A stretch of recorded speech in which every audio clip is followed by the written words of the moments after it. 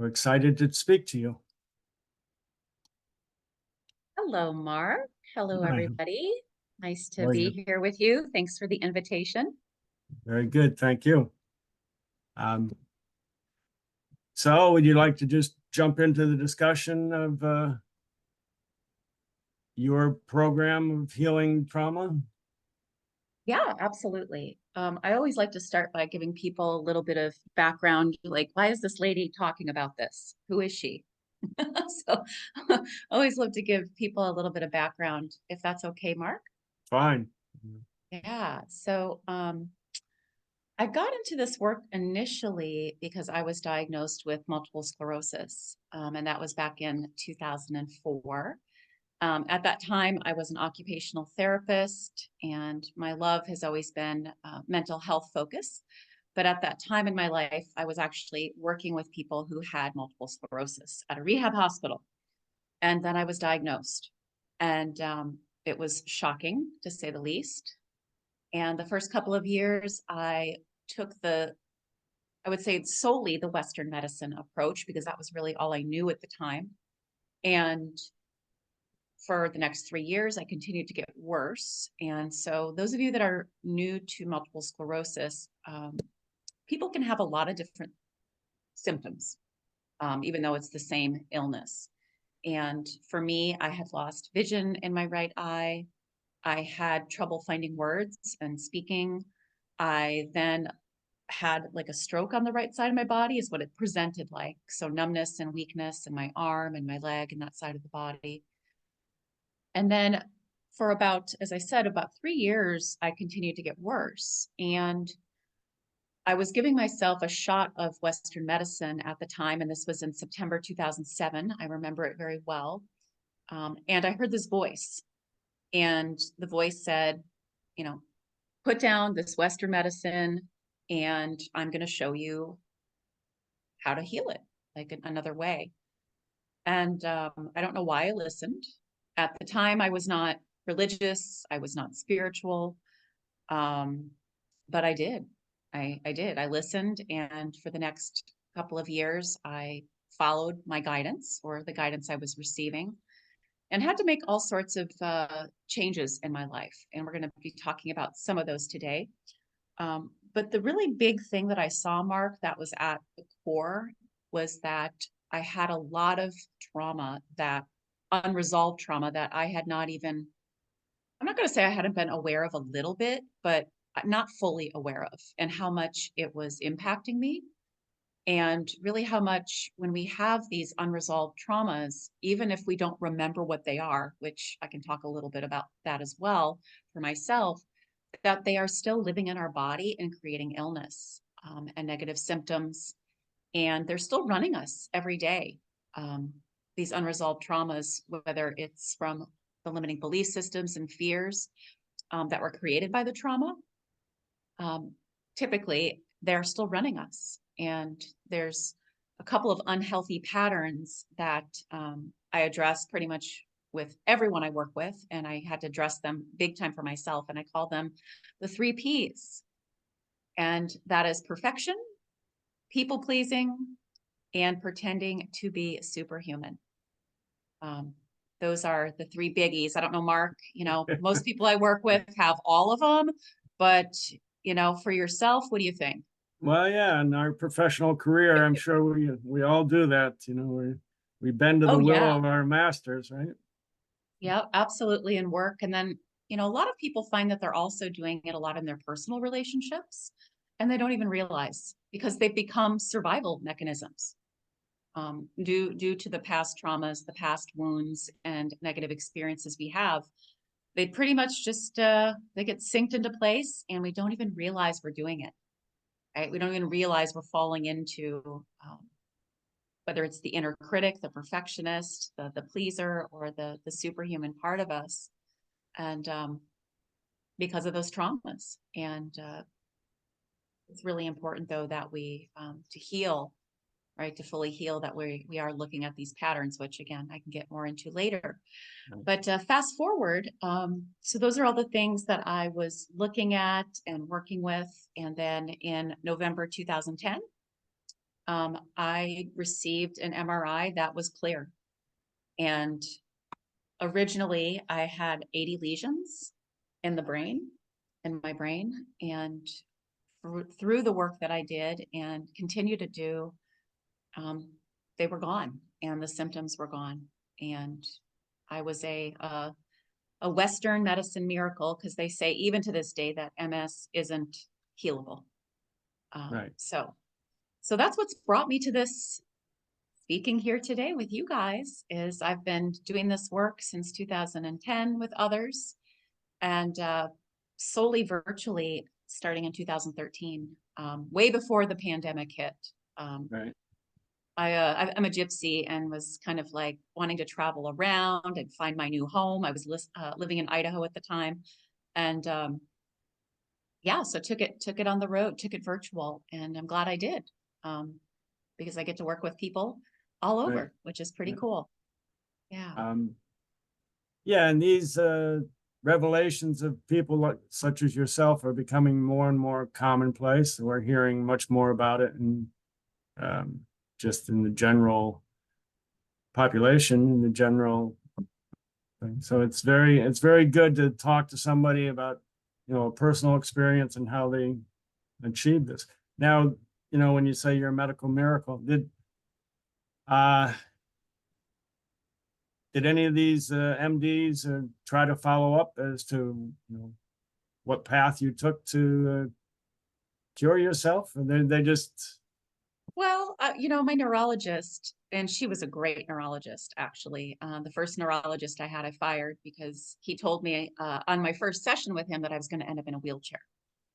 And part of me was like, that's not happening. And, delete. And I need to find somebody else who's a little more positive in their approach. But yeah, my last neurologist, again, I haven't needed a neurologist since 2010. But she was curious, she's like, she's like, whatever you're doing, keep it up. right. And, and what are some of the things you're doing? And I, told her that I was doing a lot of course, the normal stuff like looking at your diet and exercise and things like that, but that a big piece of it was emotional healing, and healing traumas and those limiting beliefs and fears that have been driving me to to do unhealthy patterns that made me sick. Or I believe were at the core of making me sick due to the unresolved traumas. So yeah, that's a great question. Yeah. And she, once in a while, I'll still get a client from her, actually. It's been a while now, but at first I did get more of that, more of those from her, but it's been a long time. God, 20 years. I can't believe that. Yeah, Mark, long time. But yeah. Any questions before I dive into the topic? Love Um, questions.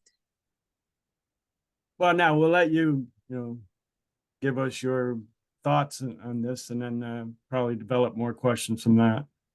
Yeah, great. I know that I picked today's topic. It's kind of a broad one, healing trauma and your soul's purpose. So one of the pieces of the work that I had to do for myself, and that I do with others, is really looking at both what I call the human perspective and the spiritual perspective when it comes to healing, and specifically healing trauma, which most people either come through the trauma door or the illness door to work with me. So either one, right? Because trauma, unresolved trauma, I believe, is what creates illness in our bodies. So I think that, yeah, both what I call the human perspective, and then working with our spiritual self as well. I believe both of those are absolutely needed. I will say too, and we'll go more into those, but I want to just say as kind of a side note that possibly you've heard of spiritual bypassing. Have you heard of that, Mark? No, not particularly in that way. Yeah. So we have to be careful, and this is where the working with our human part comes in. We have to be careful that we don't do the spiritual bypassing. So a lot of my clients come through the door and they are quite spiritual. And what I find that they do, and I used to do this too, is that we are coming from that higher level perspective, And we are forgetting about that wounded part of us that needs to still be tended to, heard, the emotions still need to be felt. So that's what is termed spiritual bypassing, where we're just like, oh, but yes, my mom and dad, they were doing the best that they could. And that is absolutely true. and, Right. and Oh, and yeah. we need that perspective, right? Yeah. Yeah. But we also need to be tending to that human wounded part of us. And I think that's the part that most of us struggle with. I'm going to say some, people struggle with the spiritual part too, but I want to talk about both of those parts a little more depth today, and Okay. hopefully shine the light on a new perspective for some people. I'm actually going to start with what I call the easy part, the spiritual part. And a lot of people here perhaps are very spiritual, into spirituality. And I just want to say too that when I say spirituality, I come from the perspective that it doesn't matter what religion you are, if you are a religion. I believe all religions are spiritual, but if you are spiritual, you don't necessarily have to be connected to a religion. So I just always want to start off by saying that I have clients from all different walks of life when it comes to spirituality and religion. But the core that we want to really, I guess the word would be embody, is that we are all powerful souls. And we all, I believe, came here with a purpose. And that part of that purpose was that we did choose to have these traumas, wounds, negative experiences, whatever you want to call them. We did choose to have them, and for various reasons. So I always like to say to people, you may have been victimized, but you are not a victim, right? Right. Because if you're coming from that soul perspective that you've chosen everything, then there is no need to feel like the victim anymore. And I think that's a really powerful part to healing it, but that's not the only part. And I know some people have a lot of trouble with, I don't know if part of you, Mark, was like, what? Right? Like, why? Like, I'll just give an example for myself. Like, why would I have chosen to have parents that would be so abusive? Right. So I Right. didn't share a lot about my history, but just kind of, I guess the fast version is, I grew up in a household, parents that were very young. I was an oops. And I think my dad was 18 and my mom was 17 when it happened. Um, so that in itself, a little bit of a trauma for all of us. And parents that were, I'm going to say yes, immature, for being so young, but then also just having their own unresolved traumas that they then passed on to me. Right. So I had a lot of verbal, physical, and sexual abuse, and that kind of set the stage, right? So people might ask, well, why would your soul have chosen that? And that is a great question. So again, it's not going to be the same for everybody, but I know for myself and for a lot of the people that I work with that we chose these pretty severe traumas in order to overcome them and then to be able to help others to do the same. And I kind of feel the same about illness, right? My soul did choose to have an illness to overcome it so that I could help other people to do the same. So I think that's one of the big reasons why our soul chooses some of these, maybe pretty severe for some of you listening, and maybe a little bit lighter for some of you. It's different for everybody. But I think that acknowledgement that we're powerful souls and co-creators of our life is really needed to heal, whether it's illness or trauma. Um, yeah, a lot of us are like searching for answers or, things to relieve some of our symptoms or, as you say, traumas that we may or may not be able to specify. But Yeah. And I'm going to say, like, when you're in the middle of it, Mark, mm, like when I was in the middle of the MS, I was not like, yay, my soul chose this right, to overcome. Like I wasn't in that place at that time. And I definitely wasn't in that place to think, oh yeah, like I asked for this so I could help others. That usually comes a little later. Nice. But Okay. but I think knowing that there is a purpose, even though you don't know it right now what it is important. I think it provides you some of that strength that's going to pull you forward and give you that hope and that courage to do the deeper work that is often required. Um, yeah. And the other spiritual piece too that I just want to briefly touch on is that, not only are we powerful souls, but we all have a huge divine team. And I'd like to talk about our divine team in two parts: the seen, Okay. those who are physically on the planet.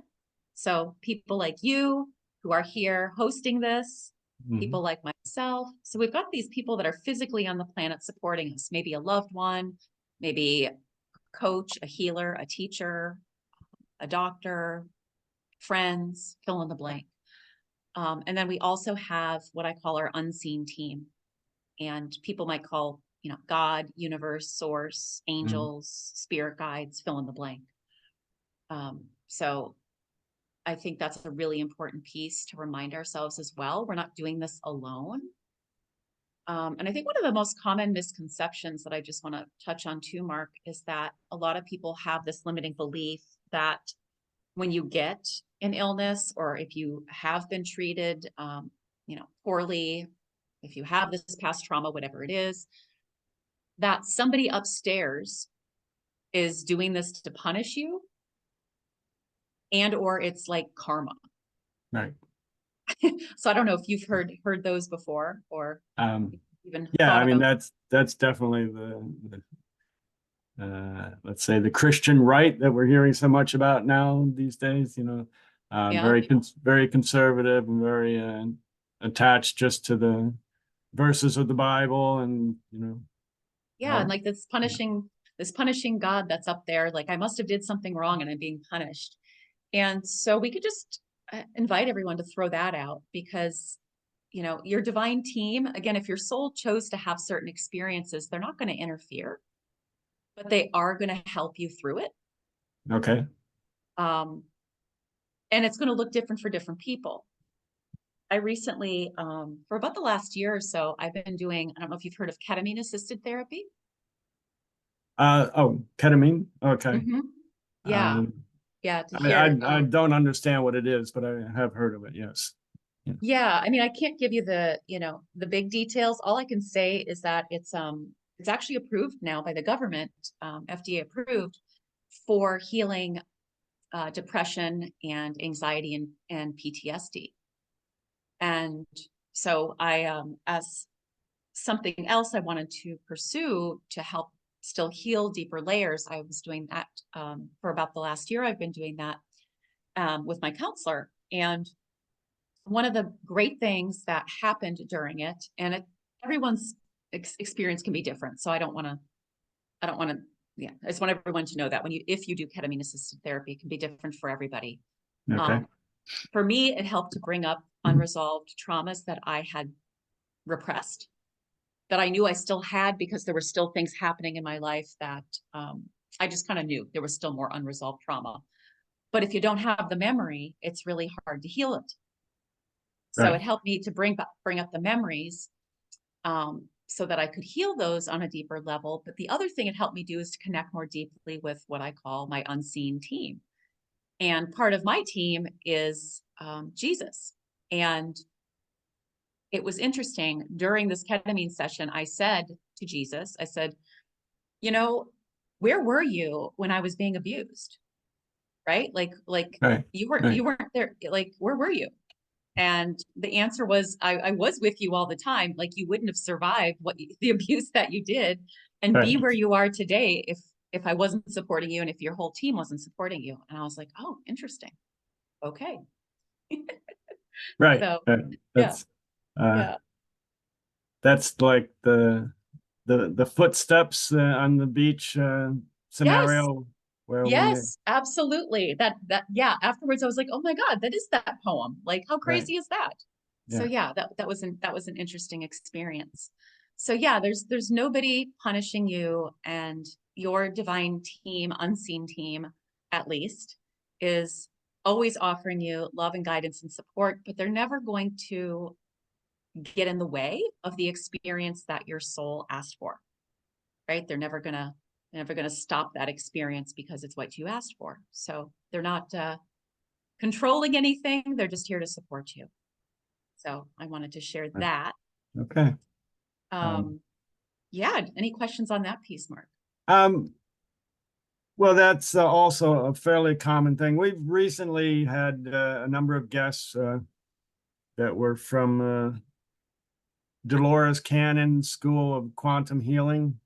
I've heard of Um, that. Yes. and yeah, I think just Dolores Cannon has a huge amount of videos out there, explaining her views on these things. And it's very intriguing. And mostly, mostly what this was past life regression and looking, for trauma. And it's also about your divine team. Yeah. That's what the discussion is. And they get to this through hypnosis. Yeah. And Yes. basically that's one session for them, which lasts anywhere from like 4 to 6 hours. They I've had one. record, okay, Yeah. they record the audio for you to go back and review and review. And a lot of those themes struck me as you were speaking. Mm, yeah. And I was wondering if you give specific techniques to your clients, because it was struck me as some of the things that we've done through Ernie's training, EFT, uh, Yeah, and absolutely. Absolutely. I do have a set of, I call them tools, a set of tools that I've right, created that yes, and I'm going to take you guys through one in a little bit. yeah, Absolutely. Yeah. and Yeah. and since you're in Hawaii, and I'm going to murder this name, Ho'oponopono. Have you ever heard of that? Yeah, Absolutely. right. Yeah. The Um, prayer. Yeah, the absolutely. prayer, and we go through these things often, as far as training and everything, but a lot of times they don't stick with us. We do it maybe for a few weeks, a few days or something, but then it sort of fades into the background again. Um, and is that part of your training for clients, that they have something more substantial to Oh, continue yes. with? Yeah. Um, Absolutely. Yeah. Most of my clients um, are with me for 5 to 10 years. okay. And, one of the reasons that is because it does take time to heal trauma. It's not, especially some of these more severe ones. Um, but also because I believe we need support. And that's what you're talking about, right? Whether it's support in terms of accountability and support in terms of tools. And so, yeah, I have a tool bag. So when people come to work with me, it's a year-long program. I have a 6-month and a year-long program, and they typically, as part of that, you receive a tool bag, right? You receive a set of tools, guided meditation practices that I create, self-healing processes, which I'm going to take you, all of you through in a little bit. Okay. What I call truth loops. So yeah, lots of different tools that help you to discover and reprogram those limiting beliefs and fears that you picked up, whether it was from the actual trauma or just from culture, family, uh, what we call the collective consciousness. But I think that is a really big part, as well as tools that are going to help you do, which is the next piece I'm going to talk about. And that is working with that human part of us, our wounded younger parts. Some people call it your inner child. Um, but I believe that it's really important, and it's one of our soul's purpose is to learn to be what I call that unconditionally loving divine parent to yourself and to all of your younger parts. Some people call it self-love. So I call it a little bit different than that. It is an act of self-love, but yeah, it's learning to be that divine parent to ourselves that most of us didn't have growing up. And again, even though our parents did their best, Right. we didn't have that experience. So it's something that we need to learn and practice, and it takes time. And it takes time and it takes support and tools to do that. And for most people, I'm typically the role model of that. So most people that I work with have a hard time trusting people because of the way they were treated, typically growing up by mom and dad and siblings. And not that those are the only traumas, but I would say that's a big one for a lot of the people I work with, family trauma, family wounds. So yeah, absolutely. I think that ongoing support, not that just having a session once in a while isn't helpful with, like, I'll just say some that I've used, like having an Akashic record session, having a gene key session, having the what you call the Dolores Cannon, I forget what it's called, but that The QHHT, I think. hypnosis, the quantum Yeah. hypnosis. Yep. So I think it is helpful to have a single session, but I think it's even, I'm not going to say more important, but as important at least, to find someone that you are going to continuously work with, not just a one-time thing. Right. Again, not that those can't be helpful. I think they are, and I still utilize those. But to work with someone on an ongoing basis that will help you, will give you the tools, will give you the support, and really build that trust. I think that's what's really needed to fully heal trauma. Absolutely. That's a great question. So I still use my own tools every day. Right. Not that I don't fall off the wagon. We all do. Right. I just got back from a 10-day vacation, and during that vacation, did I use my guided meditation practice every day? No, I did not. Okay. No, I did not. But I did get back on the wagon once I got home. Yeah. So, So yeah, great question. just off the top, and since you were talking about that and support systems thing, are you raising a family of your own? I chose not to have children, Okay. actually. Right. Yeah, it's an interesting question. I joke that at the age of 19, I, for 3 days, thought about having children, Mhm. and then it was gone. Yeah. And then it was gone. And I think it's because, sorry, I didn't mean to interrupt you, Mark. No. Well, I've done the same thing. Whether it was a conscious choice or not, I chose not to have children also. So, um, And I'm finding that not all of my clients, I still have plenty of clients that are parents, but I have a lot of clients, at least 50%, that do not have children. And whether it was because they couldn't, or they chose not to, or they just didn't meet the partner. But what I'm seeing is that there's a lot of us that are here on the planet that were meant to not have children for two reasons.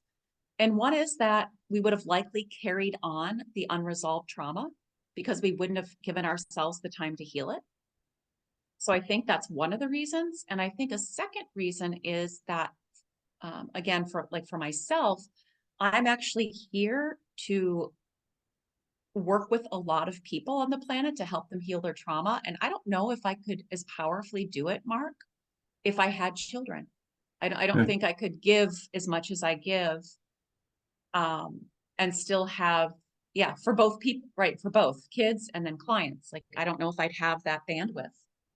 Um, and to continue to heal my own stuff, right? I don't Yeah. Yeah. I don't pretend to have it all done. I don't know if it's going to ever all be done. Right. That's a Eventually, question I get a it'll lot. Yeah.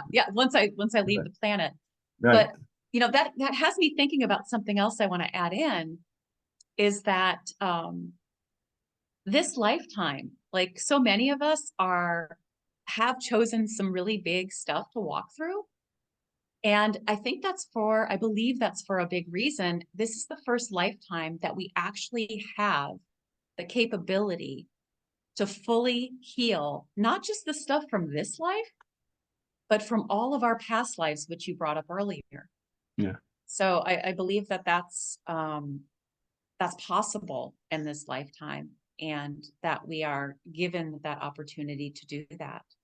So that's where I feel like the past life stuff comes in. People ask me, so does the work you do help heal past life traumas? Absolutely. Absolutely, they do. Um, and the guides are saying too that oftentimes it might not look the same, but it will be a common thread or wound. So let's just say if you're having money issues in this lifetime, you probably had a money issue in a previous life. I had sexual abuse in this lifetime. It happened in a past life. So it's like everything we're experiencing in this life is actually helping us, giving us the opportunity to heal the past lives as well, which is pretty cool. Good. Yeah, because as you said, I don't have a family, so but even now I have a brother and sisters with children, and I don't know how much optimistic I am for the future. And sometimes I feel a little afraid for these kids. Say, the future's not that bright as far Well, as culturally. yeah. And again, this comes back to the work we're all here to do. And all of these children that are coming in, just like us, have chosen to come in during this time. Mm. And they, and chosen all the experiences, whether it's the parents, whether it's the, traumas at school, whatever they experience. It's to remember that they chose to come in during this time as well on the planet. And because of that, they're going to be equipped with the tools and the support, and hopefully help us to shift it in a positive way as well. Um, but yeah, I think there's lots of hope. We just have to remember we have to remember all of this, right? Which we all forget once we come in. This is part of the Right. journey, right? Right. Like most people don't remember when they come in, oh yeah, I'm this powerful soul. Like we have to go through all of these, I don't want to call them trials and tribulations, but those are the words that are coming in for me right now. Yeah. And my life looks very different now than it did, 20 years ago, right? When I was in the middle of MS, I was in a abusive relationship marriage. I just, yeah, my life is completely different now. But if I hadn't have done this deeper work, I don't think I know I wouldn't be where I am right now. Absolutely. Yeah. I mean, that's always the biggest question: is why do these things happen, right? Um, Yeah. So I and encourage everyone to ask why from a place of power versus a why me, like a right. victim energy, right? Like, oh, I wonder why this is happening. I wonder why my soul chose this really shitty, Yeah. challenging experience. So And yeah. you can scold your soul, yeah. Oh my God. I have so many clients that when they first come to work with me and they're learning all of this, especially the spiritual piece, they'll be like, I'm so mad at my soul. Yeah. I hate my Yeah. soul. I'm like, well, you can do that all you want, but I wouldn't stay there too long. That's just going to keep you stuck. So the soul is probably more powerful than you are. Yeah, our soul doesn't get upset about that. About our human ego. Yeah, it doesn't get upset. It's like, okay, you can do that. It's not gonna help, but if you need to stay there for a while, you can do that. And so yeah, I support people through that. Absolutely. Um, Okay. and here's the thing too, Mark, when you've asked about family, um, raising my own family, again, I haven't really had that question before. And now I'm thinking like, oh, I wonder why that question came in. And I know why. It's actually moving into the next piece I want to talk about, which is learning to be that unconditionally loving divine parent to ourselves. So I think a lot of people are so good at doing that for other people. And a lot of us had to do that. I just did a podcast recently on, I don't know if you've heard of it, Mark, but it's called parentification. No, I haven't heard of that. It's when you, as a child, were put into an adult role, whether it was emotionally taking care of a parent, physically, parents or siblings, financially. It's kind of a new thing out there, but yeah, parentification wound. So I think a lot of us from a very young age learned to take care of others and didn't learn how to take care of ourselves. We put all the focus on giving to other people. And so I believe that's, one of the reasons why many of us aren't having children now, is because we are actually learning to be that divine parent, what I call that divine parent to ourselves. And that takes a lot of work, Mm. and it takes a lot of time, and it takes a lot of practice. I have found I'm still working on it. Right. And then we go back to the 3 Ps that we talked about, Mark, right? Not falling into Mhm. people pleasing, not falling into superhuman, where like I have to take care of everybody else and put myself last, or that perfectionist who kicks our butt, right? The inner critic who is so not nice to us and beats up on ourselves, right? Those are the 3 patterns that we really need to shift so we can be that unconditionally loving parent to ourselves and to all of our younger wounded parts. Um, yeah, so I think that was why you asked me about the family question. So Well, yeah, thank you for that. and whether you're going to get into this in the future, um, to make these changes, you have to consciously push some things away, change things or remove Yeah, yourself from situations. yeah. Part of being that unconditionally loving parent, from my experience, means that you really do need to look at, I call them the 10, 8, 10, depending on in which way I'm talking about them, like all of the life areas, right? All of your life areas. And so, like I did with the MS too, to heal the MS, it was looking at, for example, you know, are the relationships that I'm in, and I'll just talk about personally first, right? Partnership, friendship, family ships, all those types of personal relationships, are they loving and supportive? And if they're not, and I found when I first looked at this, they were not, right? I had to leave my marriage. Right. It was not, it's not a healthy marriage, very controlling, verbally abusive, sometimes into the physical once in a while. And so, part of being that divine parent for ourselves is setting boundaries with people. And that can look like saying, you know what, it's not okay if you treat me this way. And if you continue to treat me this way, I'm going to, I'm going to leave, right? In terms of a marriage. But that can be true for friendships. Um, I just realized just this past year that I was in a friendship that was very much like the relationship I had with my mother. And I couldn't believe it. Like it was more subtle. My mom was like extremely Jekyll and Hyde. It was very, I'm going to say blatant, like in your face. This was a Mhm. more subtle, like poking at you, criticizing, putting you down. And I finally realized it. I was like, oh my God, why am I, no, I don't feel good when I get off the phone with this person. So for me to be that divine, loving parent to myself, I had to end the friendship. So yeah, I would say oftentimes when we are healing illness and we are healing the past trauma, it's going to require us to clear out sometimes relationships, sometimes it's a job, right? I realized that, oh my gosh, I was, when I was back in OT land at this huge rehab hospital, I realized that part of me being my divine parent to myself is, you know what, I need to leave this job, for a couple of different reasons. One of them was the environment wasn't healthy for me. Mhm. Probably like a lot of people listening to this, I'm very empathic and highly sensitive and intuitive. And so I can really easily pick up on other people's stuff.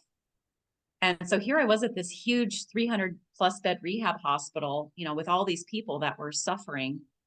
And at that point, I hadn't learned how to not take on other people's stuff or how to clear it out. Right. Right. I didn't even know about it. I didn't know I was intuitive and empathic. And I mean, we're all intuitive, but yeah, some of us are more highly sensitive than others. And so, for me, it was needing to leave, um, for that reason, but not realizing what it was until later on. I just knew that environment wasn't good for me. People, chemicals, all of it, right? Mm. All of it. So yeah, that's a great question. It does require, again, I don't want to say the word require, but we will often be guided to, in order to heal that trauma, to heal that illness, that we are going to have to need to make some really big life changes. And it can be scary, which goes back to the support, right?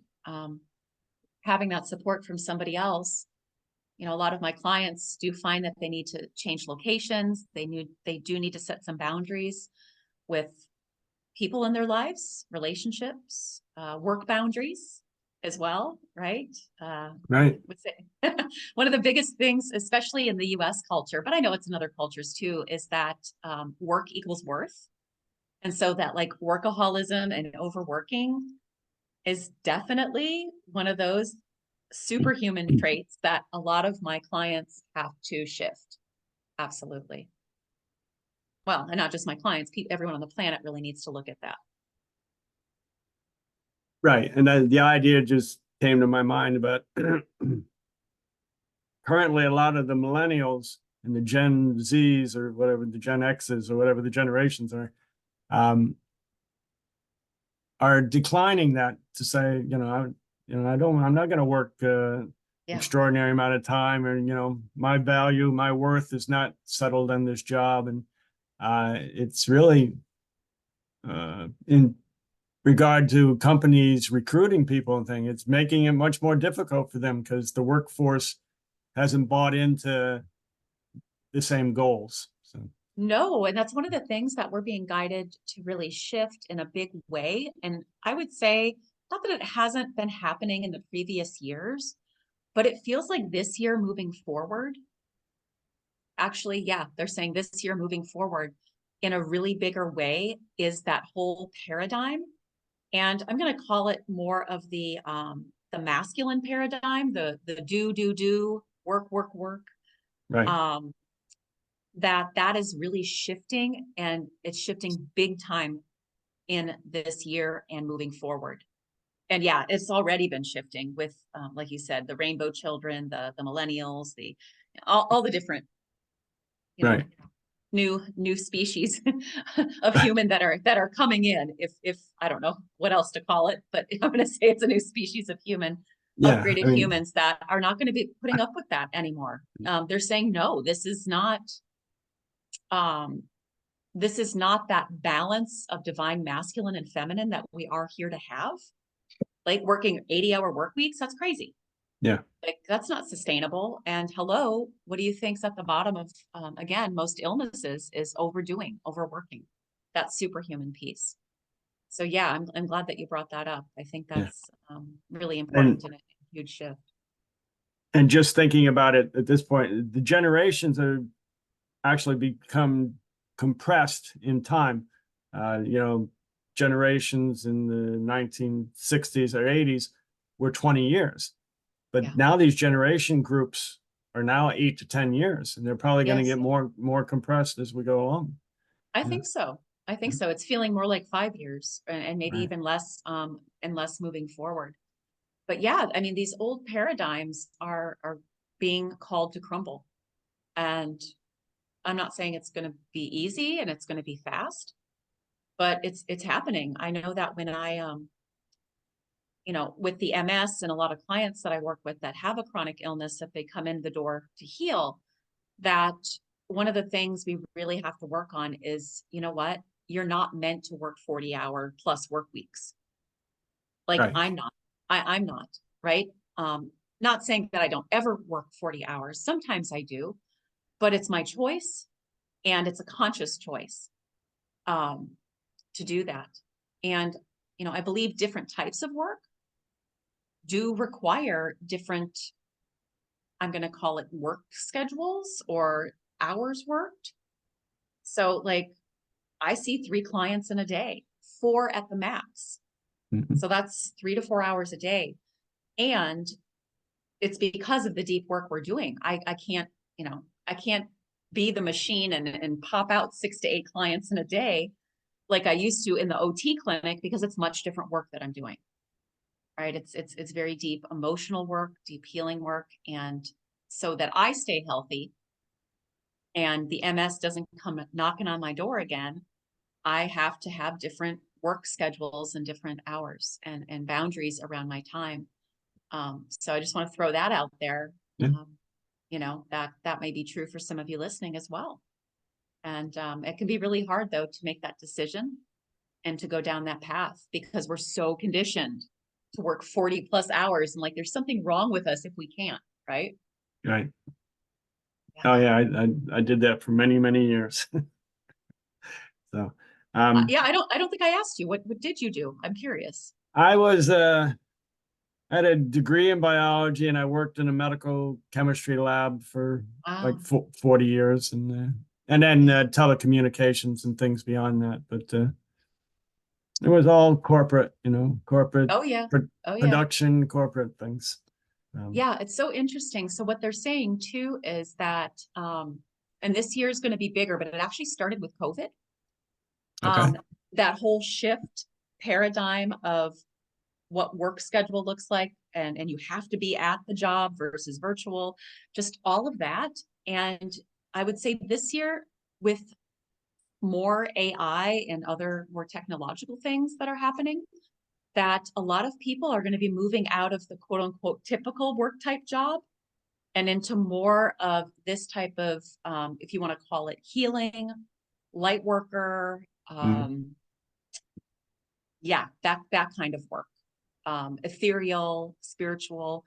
Right. So it feels like more people are moving into that direction, and it's interesting because I was just talking to someone else about this, that a lot of my clients, after they've done a certain amount of healing of the trauma, after they've healed a majority of the illness, that they are then shifting into doing more healing, coaching, guiding work, and helping others to do that as well, where they've been, like yourself and like Yeah. myself, and more like doctors, nurses, engineers, more of the, teachers, more of the typical, um, I'm going to call it the previously typical professions, I think is shifting Yeah. big time.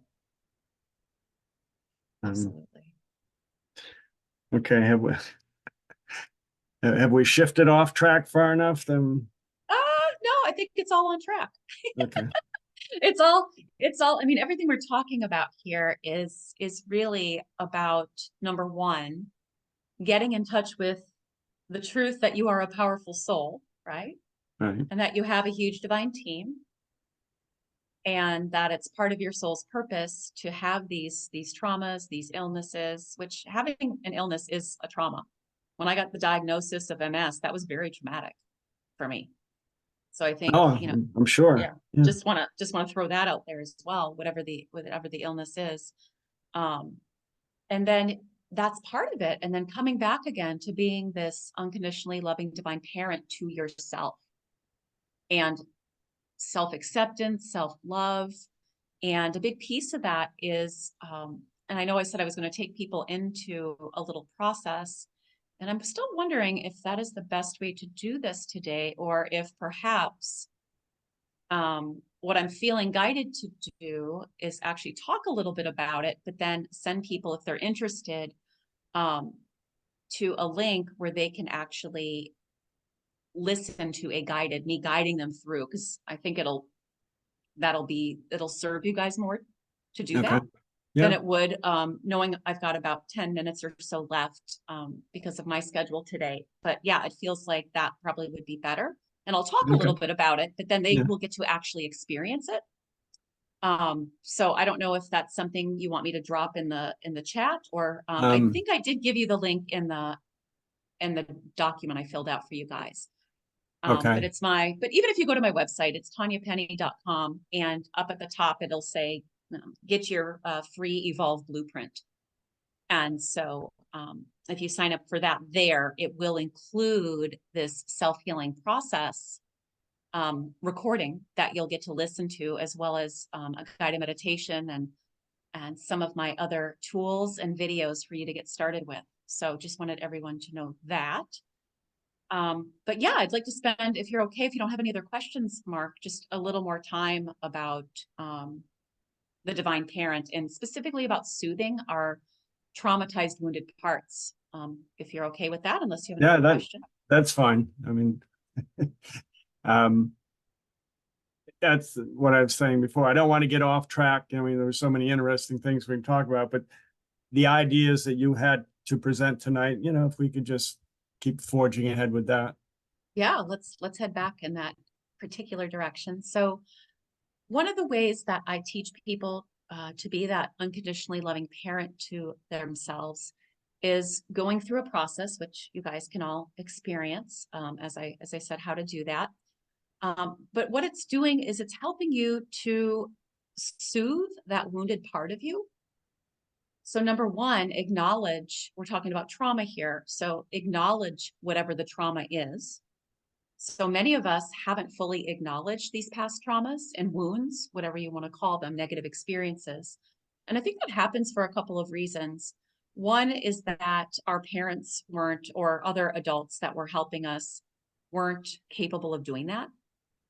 And a lot of them were actually part of the trauma, part of the cause of the trauma.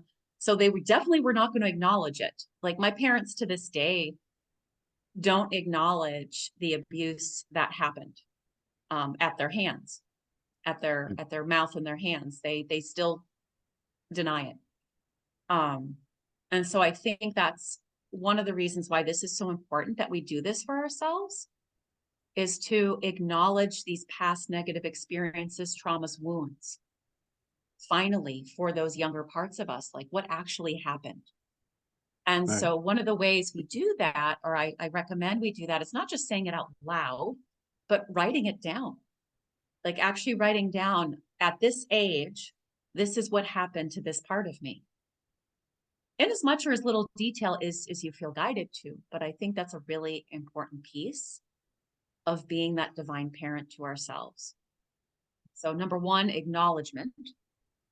And then number two, usually when that acknowledgement happens, Mark, and you guys are welcome to do it right now. Like if you want to write down one of your past traumas, if you have a notebook or if you don't have a notebook or journal, if you just want to acknowledge it to yourself as you're listening, like, yeah, this particular thing, negative experience, trauma, wound happened to me at this age or between these ages. So my example would be from the age of 6 to 10, my 6-year-old up to my 10-year-old experienced sexual abuse by my father, right? So I'm going to acknowledge that. And I don't have to write down all the details, or sometimes I might. Again, it's whatever you're guided to do. Typically, when we do that, there's going to be an emotion that happens, an emotion that arises. Not always, but typically, especially if you're fairly new to doing this type of work and you're not spiritually bypassing, there's going to be an emotion.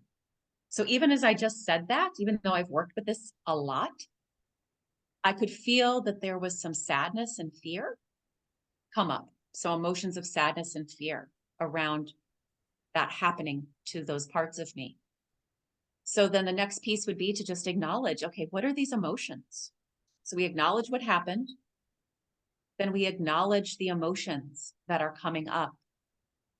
And oftentimes these emotions are coming up for the first time because we have stuffed them, because we didn't know what to do with them. If we don't know what to do with something, we stuff it, right? If we don't have the tools, we don't have the support. And that's why we stuffed it as children, Right. most of the time. So we acknowledge the emotions that are coming up and we even write those down. And then one thing that we go a step further is notice where you feel those emotions in your body. I felt mine in my, I'm going to call it between my second and third chakra, kind of above my belly button, but below my lungs. And I felt that there. So I would recommend and invite you to put a hand on your body where you feel that emotion or those emotions. And if you can't comfortably do so, then you're going to just bring your attention to that area of your body. And again, just acknowledging this is where this trauma lives in my body and these emotions that are attached to this trauma. And then you breathe and you feel. And that can take as little or as long as you want to. And again, when I take people through the actual audio self-healing process of this that I'm talking through right now, I'll say pause if you need to, right? And stay and feel it as long as you need to. And this isn't a one and done type of thing. I think a lot of us learned that as kids too, growing up. Oh, you should be over that by now. Right. Right? You should be over that by now. You felt it, now get over it. When it's like this huge thing. Or even if Yeah. it wasn't a huge thing, even if it was like to somebody else, maybe it was a small thing, but that doesn't mean it was small to you and those younger parts of you.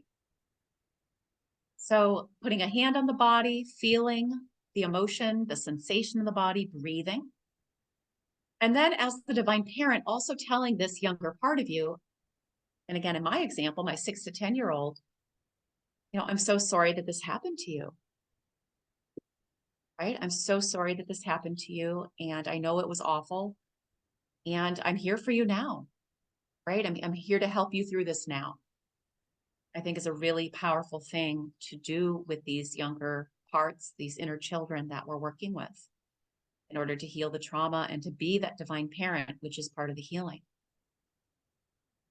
Then we move into asking that part of you. And again, my 6 to 10-year-old is the example. Given this experience, given this trauma, what limiting belief or fear did you take on about yourself or the world, given that you had this experience? And I would say for most people, whatever the trauma is, the most common belief we take on, especially if it happened as a child, is that it happened because I'm not lovable, worthy, or good enough. Because I'm broken, because there's something wrong with me. Or because it happened, I'm broken and there's something wrong with me. Right? So that was one I had to work with for a very long time and still do need to work with sometimes. If I'm triggered, if I'm ever doing something new, perhaps like every time I come to do an interview, even though I've done thousands of these, there's still that part of me that says, oh, you're not going to do it good enough. You're not good enough. Right? So I have to work with that part of me. This isn't like a one and done thing. We're going to be working with these parts of ourselves our whole life. So yeah, asking what they believe. What is that fear or that limiting belief? Another one that I feel like is important to bring up for myself, given that experience for myself, is that I can't trust people. So a lot of our traumas do involve other people. And because of that, we often are subconsciously, right, not consciously, carrying around this belief, I can't trust people, right? Because they did this to me, whatever it was.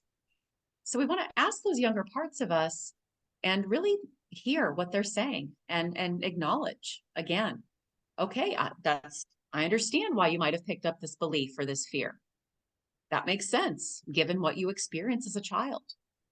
And then part of that being that divine parent is not just acknowledging the limiting belief or fear, but then also deciding, okay, what does this younger part of me need to hear now? What's really the truth? So the truth might be, and again, what I've used for myself is just because you were abused doesn't mean you're not lovable, worthy, or good enough. Right? There was obviously Right. something, wrong with those people. And yes, from a spiritual perspective, I did ask for it, but we're not going there right now. We're talking to your Right. human part, Mhm. and that part doesn't need or care about that. This part just wants to be heard. It wants help with emotions. It wants to be soothed. So soothing truths is the next piece of the self-healing divine parent process. And so again, letting them know it's not because you weren't worthy or lovable or good enough that this trauma happened, that you had this negative experience or treatment. And I know that you couldn't trust these people. So I'm going to acknowledge that next belief, right? I can't trust people. It's true that you couldn't trust those people, but there are people on the planet now you can trust. There are people out there you can trust. And as your divine parent, again, to my younger parts, I'm going to help you find those people. And if there's anyone in your life right now that is not trustworthy, we get to hit the delete button. We get to set a boundary. We get to walk away. Whereas a child, especially if your traumas were in childhood before the age of 18, most of us couldn't walk away. I couldn't go find a new mother and father. I couldn't, I'm just thinking about too, a lot of my traumas happen in the classroom. Like I couldn't go to another school. I mean, maybe some people could, but that wasn't a choice for me. That wasn't an option for me. Right. So it's reminding and I would say reminding ourselves now that we are adults and we don't have to stay in any situation that is not loving, not fulfilling, and even harming, right? Harmful for us. And that's part of that, being that divine parent, is remembering that and acting from that place as well. Then what we do, Mark, is we ask them after we do these pieces, is there anything they want, need, or desire from us now? So again, I'd ask my 6 to 10-year-old, because it was about 4 years that she was sexually abused. I'd ask her, is there anything you need from me right now? Anything you want me to do, stop doing? Just anything at all that you want or need from me right now. And you can get lots of different answers, you guys. I mean, depending on what age this part of you is, this part of you might say, you know what, I really want to go take a nap. I'm tired. Or this part of you might say, you know what, I really want to go. Mine often says, I want to go in the water. She loves the water. She wants to go in the pool. She wants to go in the ocean. So a lot of, there could be lots of possibilities, but asking what they need and then letting them know when you're going to give them that, right? I can't always say yes right now. Like I can't go in the pool right now. We've got a client to see, but we will go at the end of today, right? After work. So you want to be, you want to be that divine parent that if you promise something, you actually want to follow through with it. Unlike most of us growing up, we had lots of fallen promises, right? From people that we were supposed to trust. And that's part of building that trust. And then we want to end this process by physically giving ourselves a hug, physically hugging that part of us. And if you can picture yourself eyes closed at that age, so picturing your 6 to 10-year-old for me, and I can picture myself at that age or ages, and physically give myself a hug and say, I love you, you're important to me. Anything else you think they need to hear? I think that's really important. So that, in a nutshell, is what I call that part of being that divine parent, and especially emotionally to help that part of you to heal in terms of these past traumas that we've been talking about today. And if you don't want to call it a trauma, call it a wound or a negative experience. I know some people even have trouble calling something a trauma. Being teased at school. Oh, everyone was teased at school. That's not a trauma. You know what? It is. It is a trauma if we're being real about it. So any questions, Mark? Now, there's, a lot to take in. And I know you said you've got some limited time here. Is this? I can go a few more minutes. Yeah. Okay. Is most of this addressed in your book?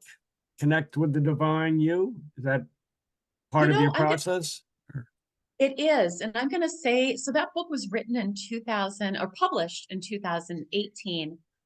And it's interesting. It is a foundation. It's what I call key number 1 now. Okay. But at that point, when I wrote that book, I had not yet called this being a divine parent or actually gone into that.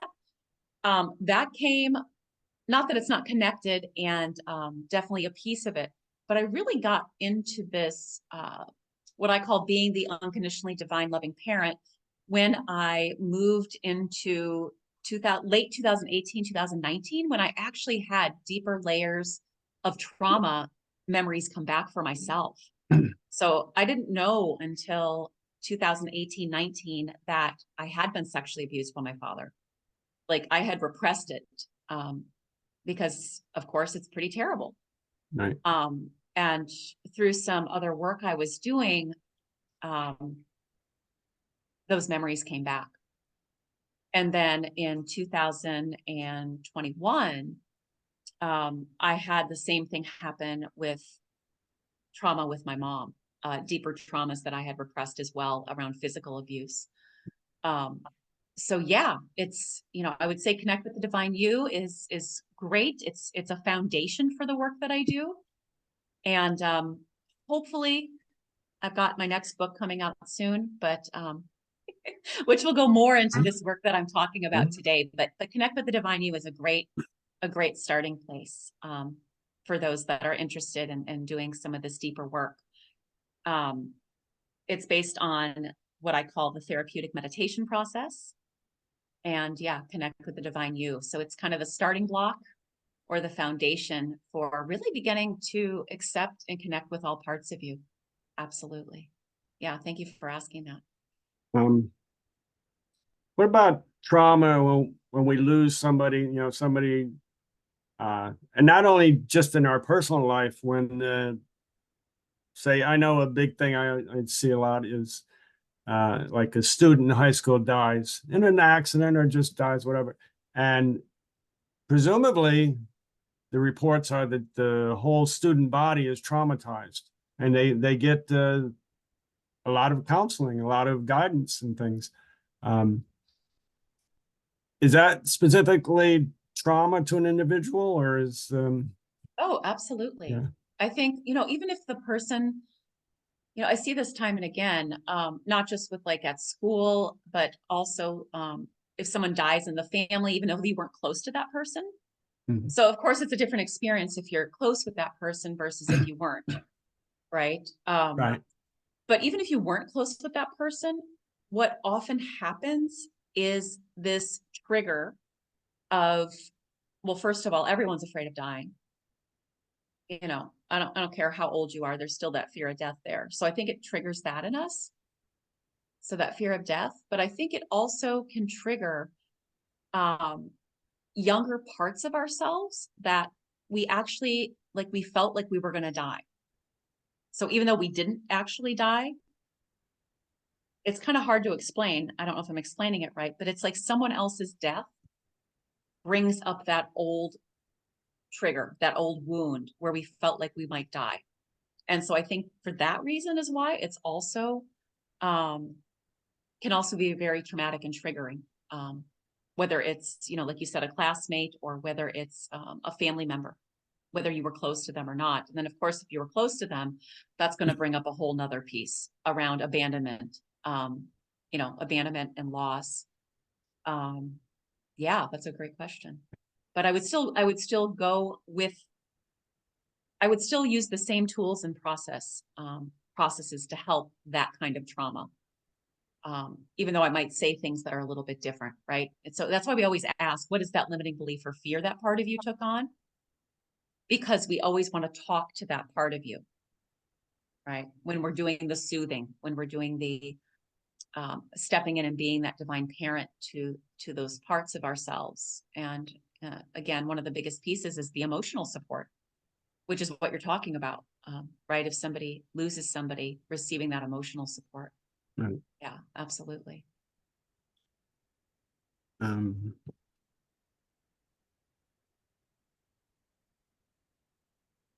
yeah, it's we had a question here about not only that, but when like myself, I lost my father when I was 6 years old. Yeah. And at the time it didn't really seem traumatic to me. It was traumatic to my mother. I mean, and we all recognized that how traumatic it was, and how she was very good, just taking control of the situation, and she was in command of the family, and she did an excellent job, even though um, she didn't have all the tools you would think were required to do this job, but she really did a fantastic job, and we've always felt that way. But at the same time, there is a sort of a sadness about you know things could have been otherwise for your life. Yeah. Yeah. Yeah, absolutely. So in that case, yeah, I would still recommend you go work with that 6-year-old part of you. Yeah. That, I think whether it's 6 or 8 or 9, yeah, I have a lot of clients that have lost a loved one as a child. And again, we probably didn't get, even though our parents did the best they could, they were still dealing with their own loss, right? And a lot of our parents didn't have the tools that we have now and the awarenesses we have now. So you would still want to go work with that 6-year-old and go through, right, what I just took you through. Again, I don't expect people to do that on their own. It takes a lot of practice, which is why I have the audio recordings. So if you sign up at tanyapenny.com, you're going to get one of those. And so you could do that with your 6-year-old and support him to finally understand and grieve in a way he didn't get to do because he didn't have the tools and support to do so. And the awareness, right? And the awareness then, even though your mom did the best that she could, you know, I'm guessing there's still some sadness. And again, that's why I say this is a lifelong process. It's not like we just do this once. Like, I have done so much healing with my 6 to 10-year-old, and yet she still needs tending to more on certain days than others. So it's not something that, I was just talking to a new client this morning, and she's like, so how long am I going to have to do this for? I'm like, this is a lifelong process. This is something you're going to do the rest of your life. You're going to show up for yourself every day in the shoes of being that divine parent, right? For yourself and all of your younger parts. And it's a lifelong learning, I would say, and practice and process of doing that. So great questions, Mark. And I do, if anybody has any other questions, only because I do need to pop off, but if anybody has any other questions, you can feel free to, I know you're going to give contact information, Right. Mark. So Tanya at tanyapenny.com is my best email. And again, you can go get that, that self-healing process audio and lots of other good stuff, at tanyapenny.com. Signing up for my free gift. Yeah. Would love to offer that to you guys. It's called the Evolve Starter Kit. So, yeah. Is Hawaii more forthcoming than Idaho? In terms of what?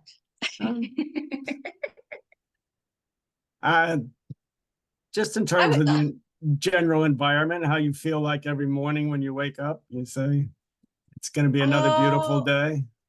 Yeah. I mean, I'll say, location is important for me and a lot of my clients.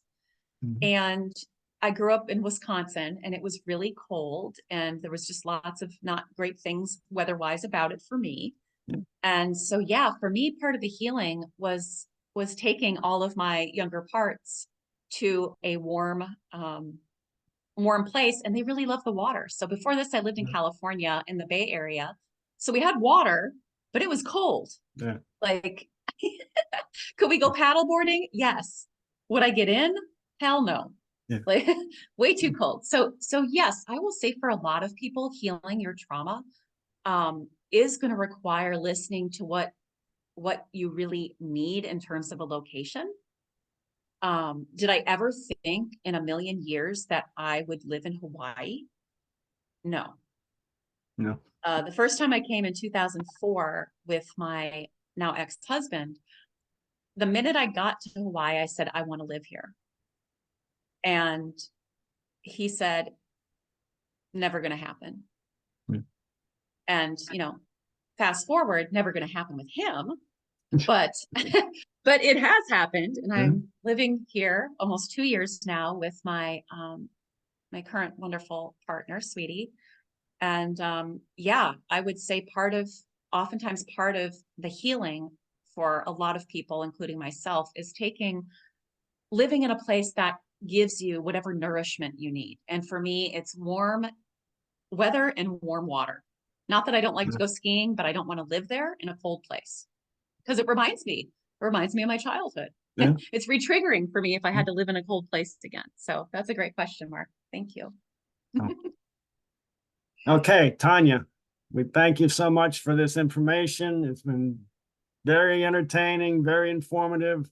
And we'll love to talk to you again in the future. Yeah, thank you so much. And thank you everybody who's listening live or to the replay. Namaste.